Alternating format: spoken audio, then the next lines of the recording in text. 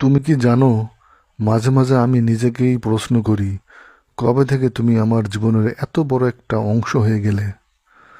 তুমি কি জানো, আগে হাসতাম, আনন্দ করতাম, নিজের মতো থাকতাম, বাট এখন সব কিছুই তোমার সাথে জড়িয়ে গেছে। তুমি হাসলে আমার পৃথিবী আলোকিত হয়ে ওঠে, তুমি মন খারাপ করলে আমার বুকের ভেতরটা হঠাৎ ভারী হয়ে যায়। তোমার একটুখানি খোঁজ মানে আমার সারাদিনের প্রশান্তির সুখ। আর তোমার অনুপস্থিতি মানেই নিঃশব্দ এক শূন্যতা।